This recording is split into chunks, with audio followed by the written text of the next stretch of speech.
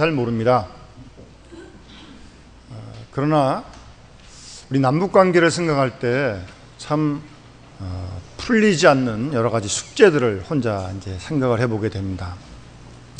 한 2년여 전인가 한번 우리 한나라전대 권사님들과 함께 민통선을 지나서 우리 부대의 국군의 최전방 OP를 한번 방문한 적이 있습니다.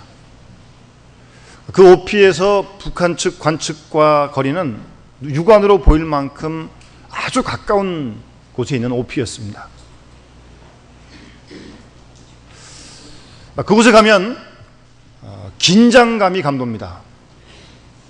물론 총알을 다 한 탄창을 초병들이 다 들고 있고, 그리고 거리를 왔다 갔다 하면서, 그리고 상대방도 또 이쪽을 쳐다보고 있고요. 아주 가까운 지역입니다. 그때만 해도 남북 간의 교류가 아주 활발하게 이루어질 때였습니다. 전직 대통령도 북한을 방문한 적도 있고. 그러니까 우리가 생각하기에는 그 정도 되면 대통령도 왔다 갔다 그러는데 또 한편으로는 지금 총을 겨누고 이렇게 서로 그러고 있는 이 상황은 이게 어떻게 해석을 해야 될지, 그래서 저로서 상당히 난감한 문제였습니다.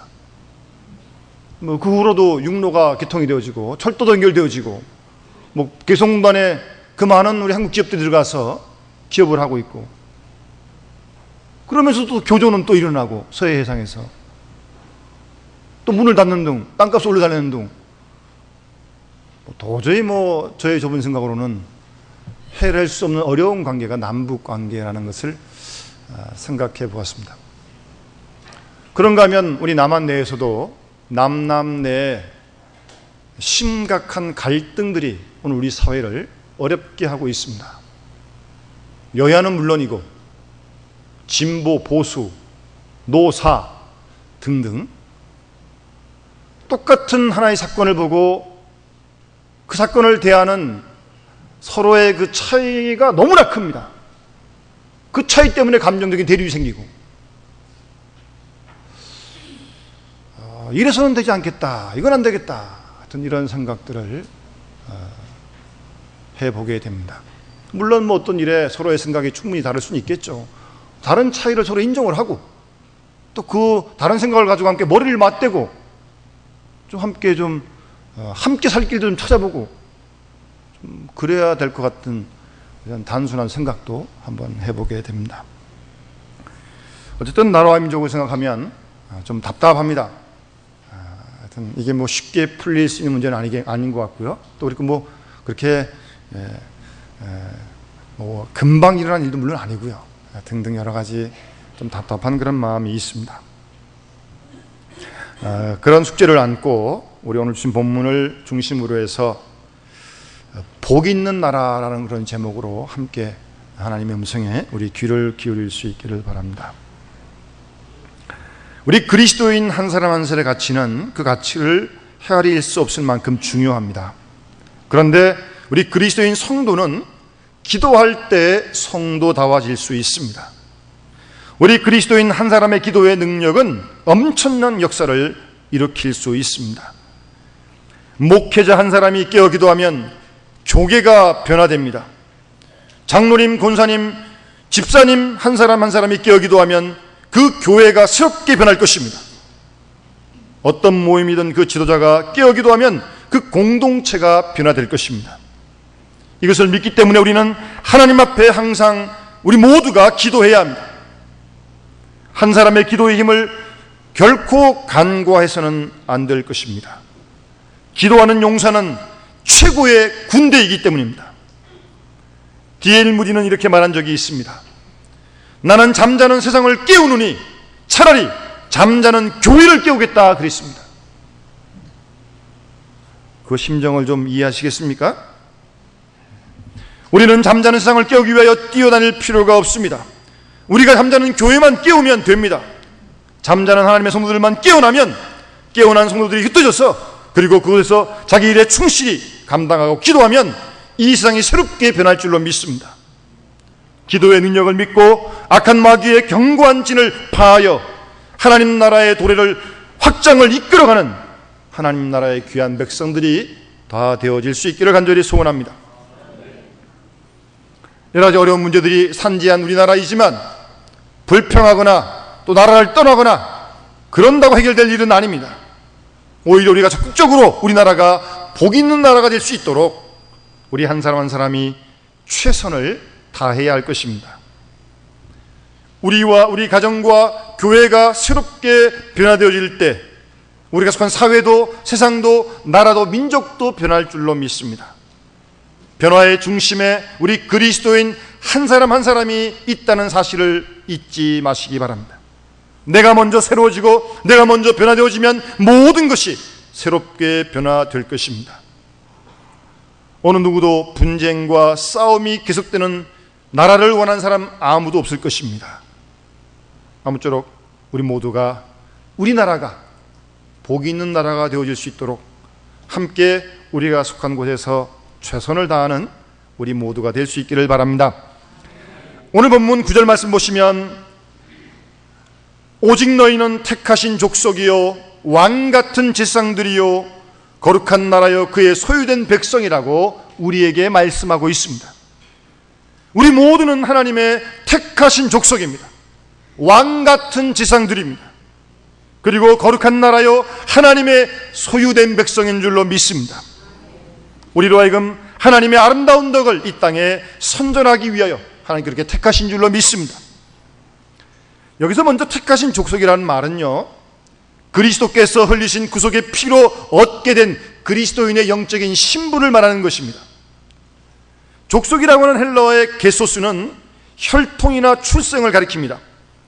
유대인들은 지금도 아브라함의 육신적 혈통의 후손으로 하나님의 택한 족속이라고 스스로 자랑하지만 진정한 택함을 받은 족속은 혈통이나 민족의 차별이 없이 그리스도 안에서 그리스도와 연합한 모든 그리스도인들이 다 주의 택한 백성인 줄로 믿습니다. 그리스도의 피로 맺어진 영적 이스라엘을 택하신 족속이다, 그렇게 말씀한 것입니다. 마틴 로이드 존스 목사님이 쓰신 부흥이라는 책이 있는데 그 책에서 이 마틴 로이드 존스 목사님은 이삭의 부흥을 소개하는데요, 이삭은 블레셋 사람들이 메워버린 아버지의 우물을 다시 파는 데서 새 인생을 시작했다고 합니다. 예전에 우물 속에서 물이 있었는데 그 우물을 블레셋 사람들이 다 메워버렸기 때문에 물이 나오지 않았는데, 이때 이삭은 지혜롭게도 다른 곳으로 우물을 찾아다니지 않고 아버지 아브라함 시대에 파놓았던 우물을 다시 팠는데 거기서 물이 나왔다는 이야기를 합니다. 여러분, 오늘날 우리의 신앙의 부흥, 교회의 부흥도 마찬가지입니다. 우리 기독교 역사상 부흥의 비결은 가만 돌이켜보면 모두가 동일했습니다.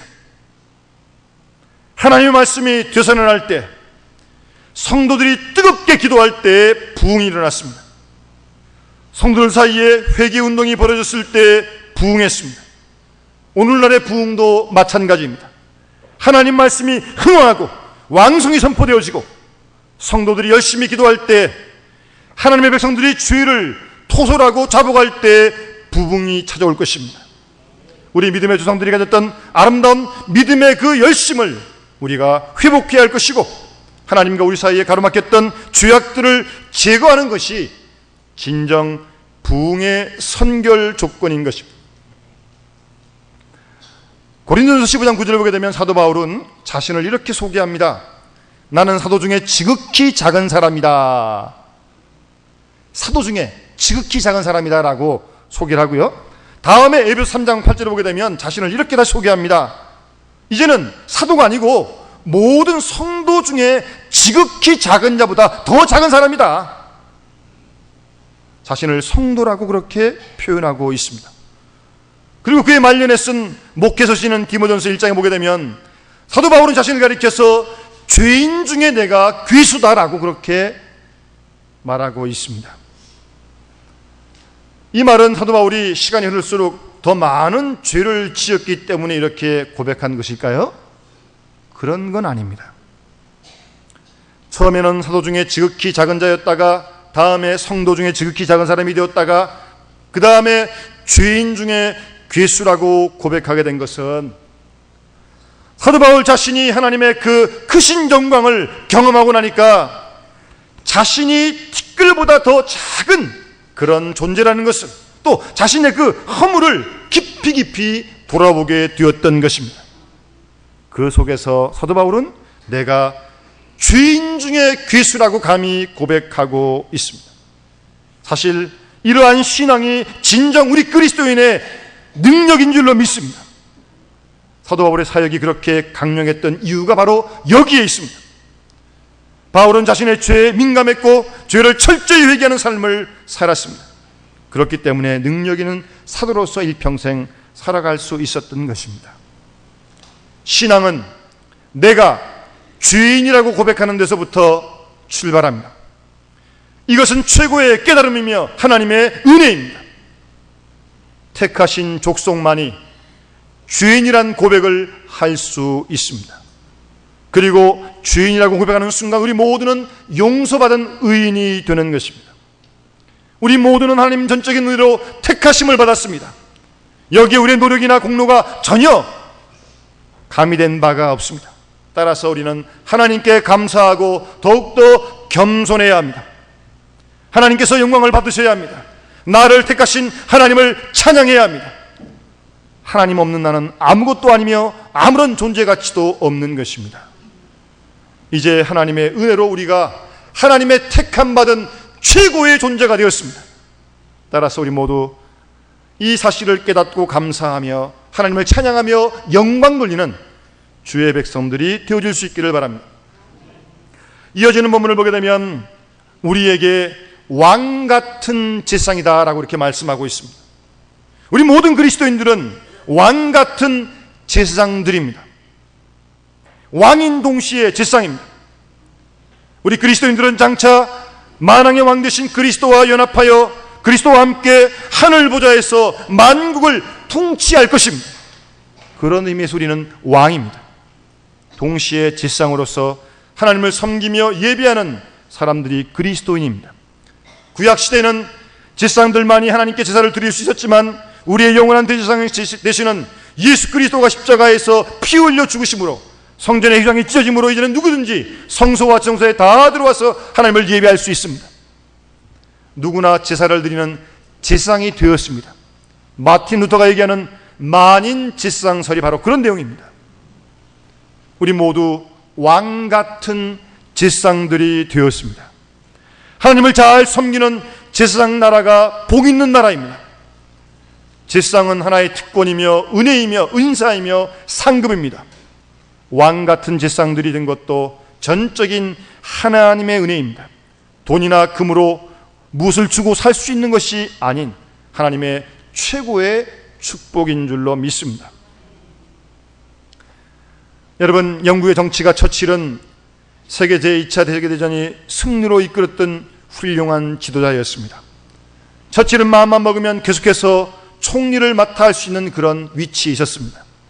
그러나 제2차 세계대전이 끝난 뒤 처칠은 스스로 물러났습니다. 처칠 자신은 전쟁 시에 자기가 필요한 지도자이기 때문에 평화 시에는 필요하지 않다고 생각했기 때문에 물러났습니다. 그러나 몇 년 뒤 영국에 다시 위기가 찾아오자 다시 한번 처칠은 총리직을 수행하게 됩니다. 여러분, 우리도 이런 인생을 살아야 합니다. 하나님 앞에서 일하고 끝난 다음에 논공행상의 회아리에 빨려드는 것이 아니라 물러날 줄 아는 인생, 하나님께서 인정하신 일을 감당하며 큰 기쁨을 누릴 줄 아는 그런 백성이 되어야 할 것입니다. 우리가 잘 아는 솔로몬은 7년이 걸쳐서 성전을 건축하게 되는데 그렇게 바쁜 빡빡한 일정 중에서도 솔로몬은 언제나 하나님께 제사를 드렸습니다. 예배를 드렸습니다. 절기와 화목제를 함께 드리면서 열심히 봉사도 했지만 그와 함께 예배드리는 일을 빠뜨리지 않았던 것이 솔로몬이었습니다. 사랑하는 여러분, 주의 백성들도 주께서 맡기신 일에 최선을 다해서 봉사해야 합니다. 그러나 봉사하는 것보다 먼저 더 중요한 것은 하나님께 예배를 드리고 경배하는 일인 것을 잊어서는 안 될 것입니다. 특별히 오늘날 우리 젊은 사람들 중에서 열심히 일하는 일꾼들 중에 이 마르다 증후군에 빠지는 경우가 종종 있습니다. 열심히 봉사하니까, 내가 열심히 봉사하니까, 마치 그러니까 예배를 혹시 소홀히 하고 예배를 혹 빠져도 된다고 생각하는 그런 청년들이 있는데 크게 잘못된 생각입니다. 하나님 앞에서 예배를 드리는 일을 소홀히 하지 맙시다. 신령과 진정으로 예배하는 가운데 살아계신 하나님의 음성을 들으며 그 얼굴을 비없는 하늘 영광 충만한 예배를 우리 모두 함께 경험할 수 있기를 바랍니다. 무슨 일이 있더라도 생명을 걸고 예배드리는 일은 우리 모든 그리스도인들의 가장 중요한 일인 줄로 믿습니다. 여러분, 미국의 그 록펠러가 98세까지 건강하게 사셨는데 하여튼 그 요인 중에 하나가 뭐냐 그러면 아무리 바빠도 주일을 꼭 성수했다는 것입니다. 그 어머니가 록펠러에게 유언을 남기셨고 어머니가 말씀하신 대로 거룩한 주일을 한 번도 범하지 않았다는 겁니다. 그것이 그로 하여금 그런 큰 사업가로 귀한 일꾼으로 세우게 되었다는 것입니다. 우리 모두가 지금 힘들어하고 있습니다. 모두가 다 힘들어 어깨가 축 처져 있어요. 그럴 때 우리 모든 그리스도인들이 왕 같은 제사장됨을 기억하고 우리부터 어깨를 펴고 힘을 낼 수 있기를 바라고요. 다시 한번 미소를 짓고 크게 한번 웃으면서 우리의 삶을 살아갈 수 있기를 바랍니다. 하나님께 드리는 예배가 살아야 우리의 신앙이 삽니다. 이 예배를 통하여 하나님께 영광 돌리고 주의 말씀을 들을 때 아멘으로 화답하고 순종합시다. 그리고 자신의 고정관념과 자존심을 다 내어버릴 수 있기를 바랍니다.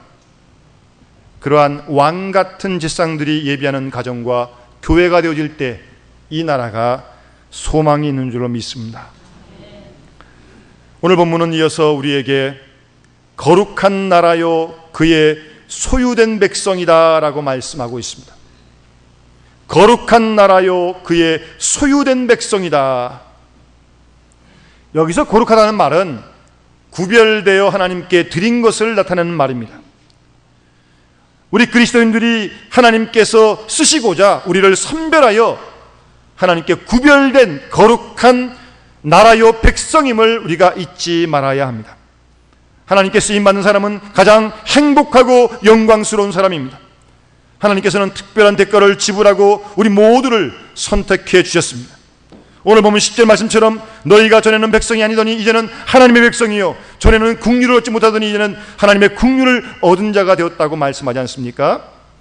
우리가 이 사실을 깨닫고 구원의 기쁨과 감격을 가지며 하나님 마음에 드는 하나님의 거룩한 나라와 백성이 되도록 우리 모두 함께 최선을 다할 수 있기를 바랍니다. 우리 전사님 그 스크린 좀 한번 내려주십시오. 네.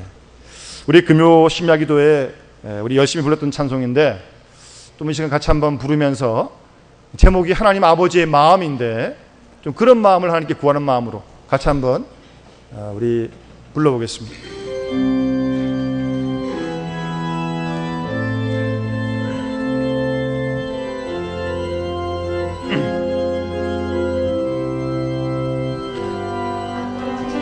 당신의 마음이 있는 곳에 나의 마음이 있기를 원해요. 아버지 당신의 눈물이 고인 곳에 나의 눈물이 고이길 원해요. 아버지 당신이 바라보는 영혼에게 나의 두 눈이 행하길 원해요. 아버지 당신이 울고 있는 어두운 땅에 나의 두 발이 향하길 원해요. 나의 마음이 아버지의 마음 알아 내 모든 뜻 아버지의 뜻이 될 수 있기를 나의 온 몸이 아버지의 마음 알아 내 모든 새삼 되기를. 아멘.